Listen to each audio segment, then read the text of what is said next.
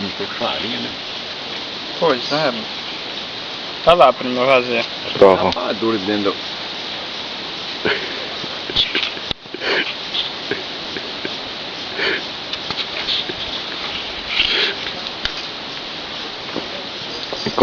Como tá a nossa comida? Maravilhosa. Não tá... Ei, mineiro, dá comida boa, né, Gilberto? É, o mineiro Não é fácil na cozinha, não. Ué, mas... Só que ele também achou que ia fazer pro boi, que é sal. Sal ele pode... Tem que tá sagrado. Quer ver? Deixa eu ver provar. Olha a Maria Braga, faz. Não pode comer não, amor. O peixe salgou, o arroz Então salgou. repete a água, mano. Ô, Gilberto. Repete a água, mano.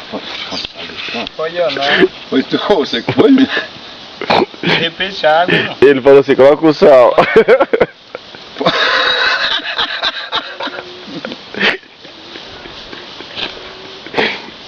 Olha, ele com nó.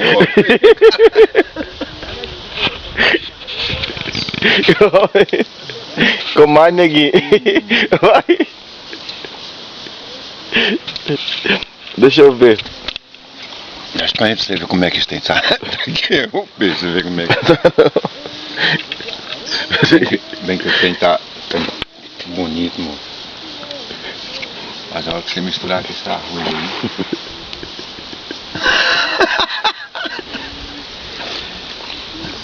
Bicho. Tá. Tem que pôr mais água. Tem que tirar o caldo. E tá picante, vixe. Tá queimando puro pimenta. Não, moço, repete a água nos dois. Não, mata. E pôr mais água. Faz isso então, enquanto eu for montar. Tá puro pimenta. E aí, tio, passou no teste? O arroz não passou não, porque salgou o arroz, salgou o peixe.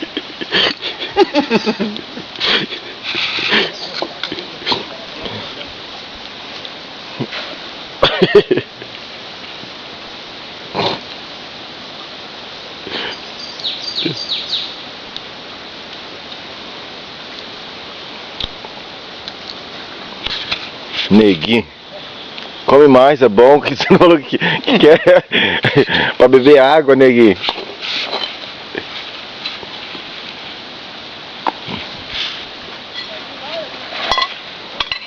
Põe água nisso. Faz aí. Nas coinhas, né?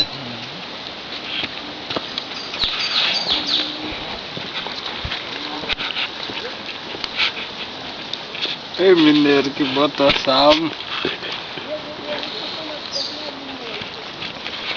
Tá puro pimenta.